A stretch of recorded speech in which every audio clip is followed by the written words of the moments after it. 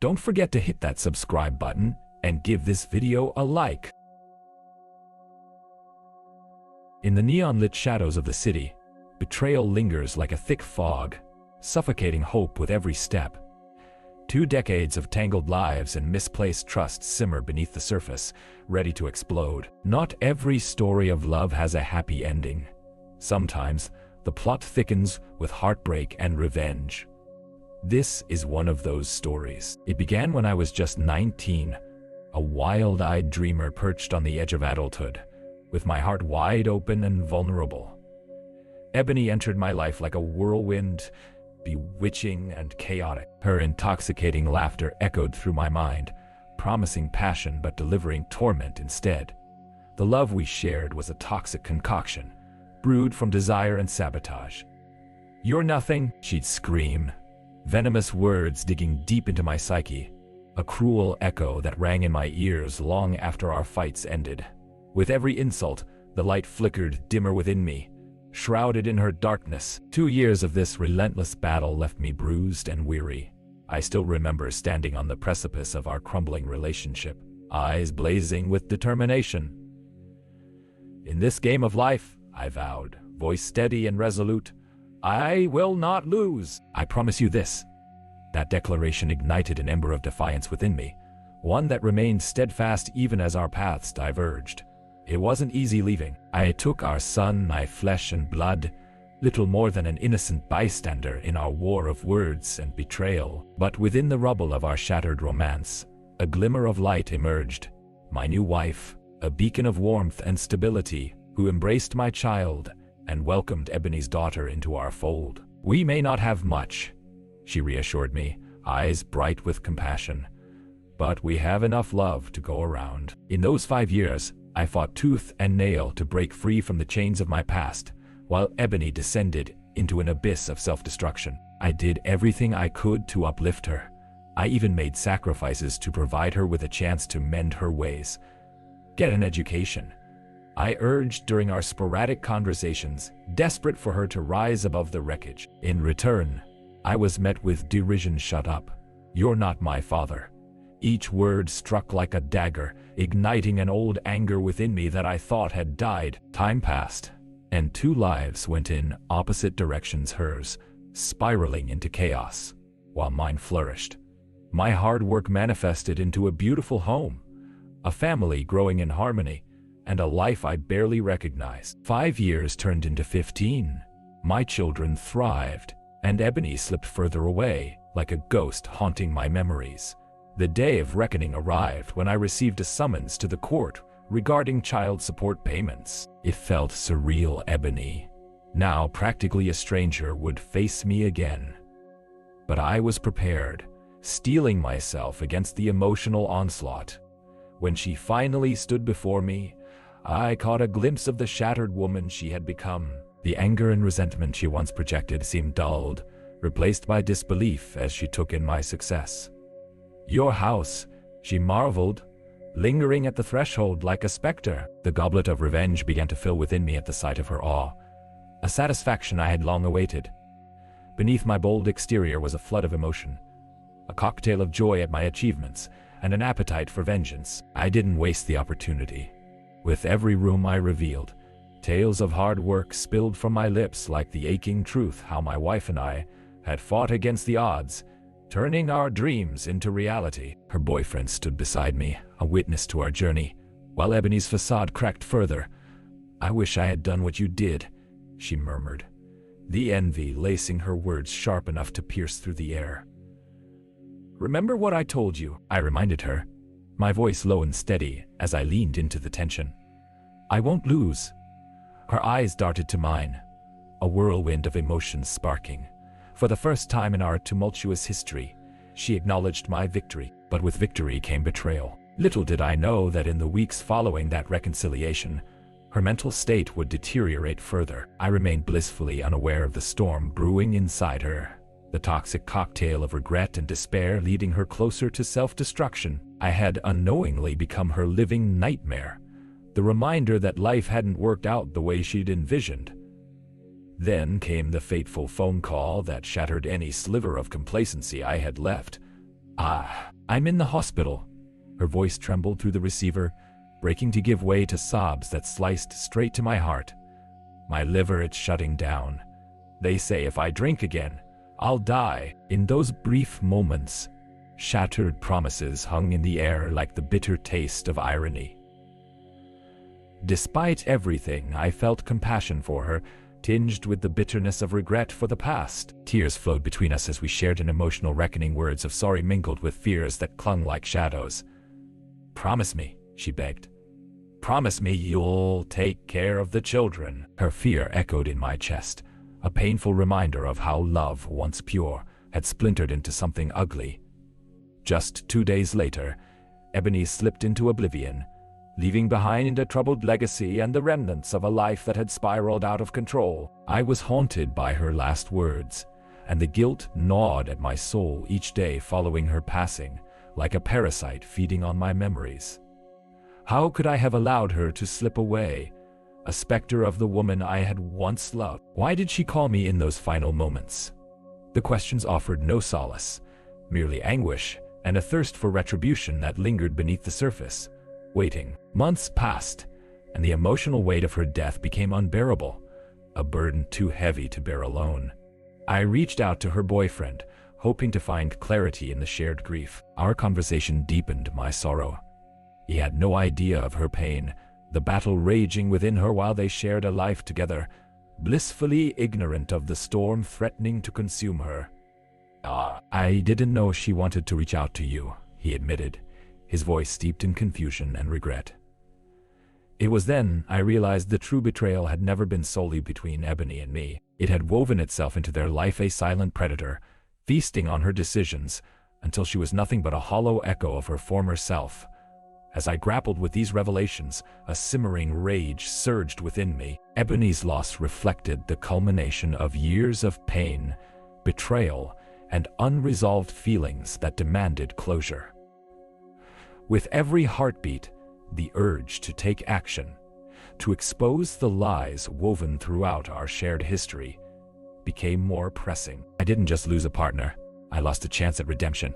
With her gone, I had inherited a legacy filled with scars that threatened to mar my newfound happiness. I was left to navigate the muddy waters of guilt and revenge, teetering on the edge, my heart torn between love and anger for the woman I once held so dear. The voices of our children, innocent and unaware of the chaos that surrounded them, danced in the background, and I vowed to protect their light from the shadows that crept ever closer. As I stood there, contemplating the shards of our past, revenge began to take shape, feeding on the grief that had enveloped me. I would find a way to unearth the truth buried beneath years of deception, to claw back the dignity that had been ripped from both of us. But first, I needed to prepare myself for the inevitable confrontation. After all, with all things broken comes the fierce desire to piece together the fragments into a weapon capable of cutting deeper than the wounds I had endured. My heart smoldered with the promise of a reckoning that would not only expose the betrayal we shared, but finally bring peace and closure to the narrative that had spun out of control for far too long. The night was thick with tension as I stood at the intersection of grief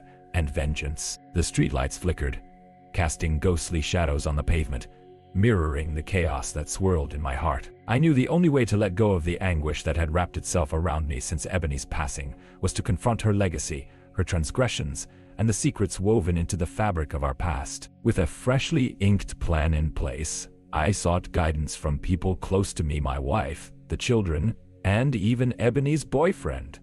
It became clear that this wasn't just my battle.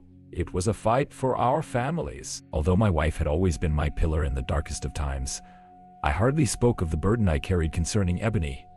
Now, however, she could see the flicker of determination in my eyes, a fire spreading through the shadows of despair. I gathered everyone in the living room, each face reflecting curiosity and concern as they settled down on a mix of couches and chairs.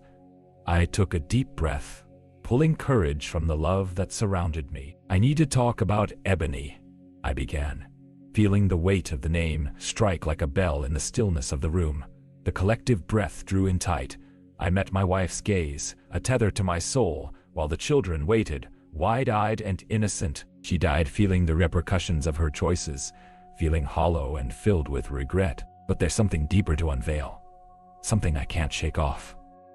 I explained the unflinching reality of her patterned self-destruction while I rose from the ashes she nearly engulfed me in. It was then I revealed my thoughts of revenge. The plan I crafted to show everyone the truth of her downfall, a truth too dark to bear in silence. I want to hold her boyfriend accountable. He deserves to know the weight of her secrets, to shoulder a part of whatever burden I inherited. The room tinged with uncertainty, but my resolve was unwavering. My wife, with an understanding smile, placed her hand on mine. You have to do what you feel is right.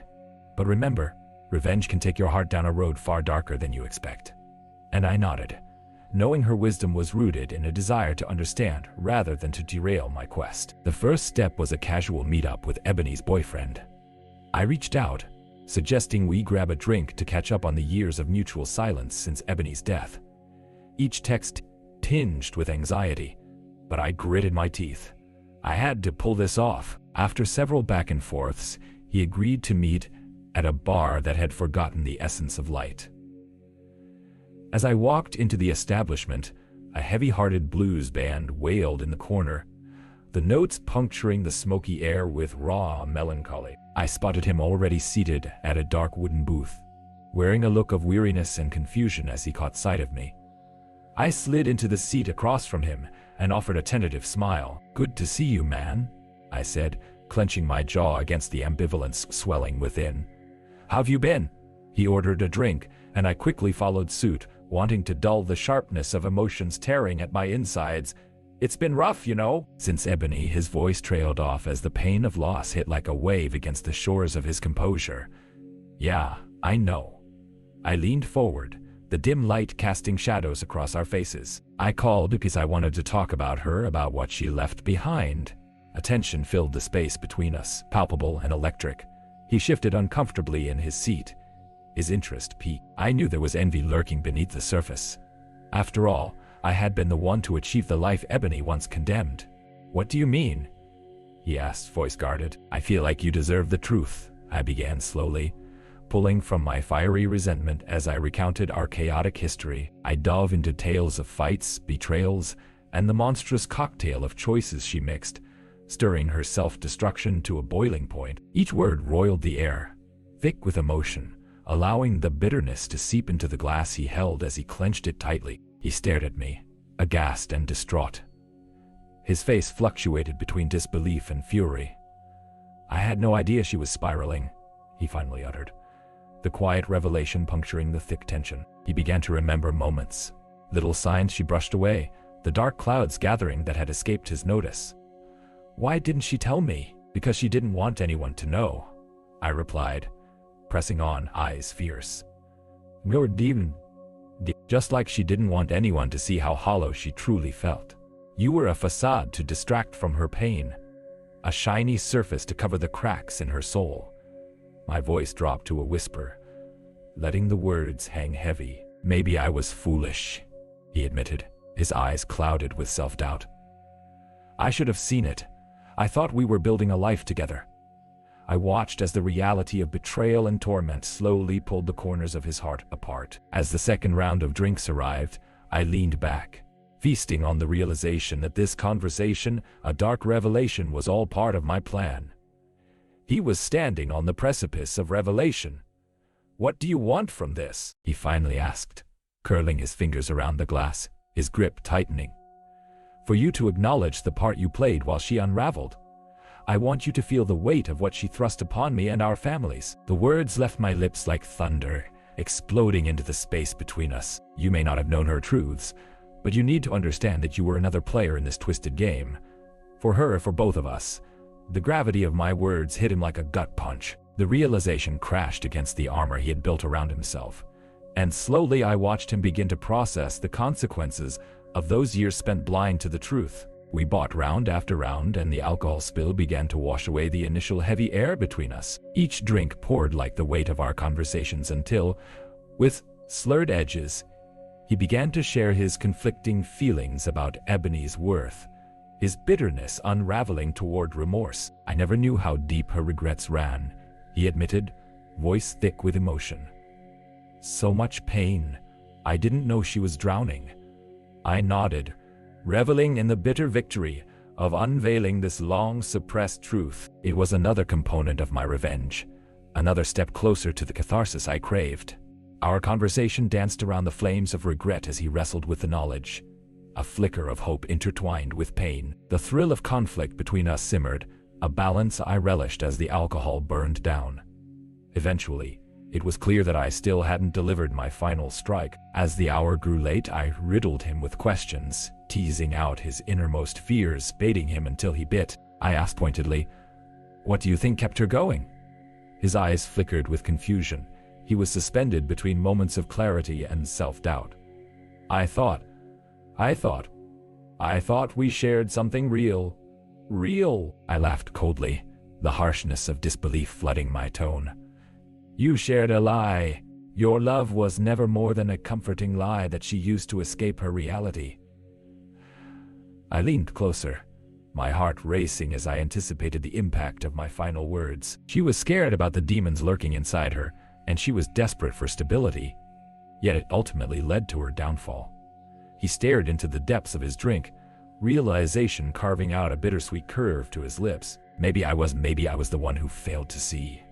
As we departed the bar, I left him with an echo of pain simmering between us, instilling the truth I believed he needed. Each word I spoke became a gusting wind, fanning the flames of remorse until his heart captured the agony of facing the past they both shared. Over the coming days, I sensed a shift in the air. The murky weight of darkness was finally giving way to an unavoidable storm breaking overhead.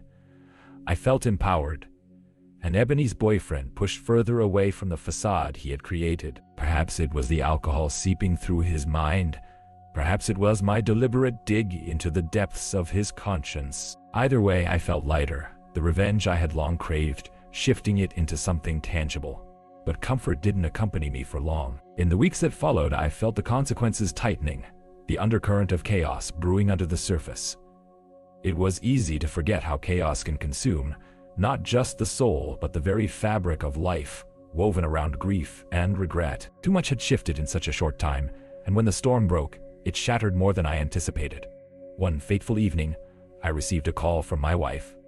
Her voice was shaky, softened but filled with urgency. "Jake, you need to come home. Now!" The unease seeped into my bones as I raced home, setting my heart pounding in a frantic rhythm. As I crossed through the front door, a suffocating weight filled the atmosphere. My children stood grim-faced while my wife's eyes glistened with unshed tears. "What happened?"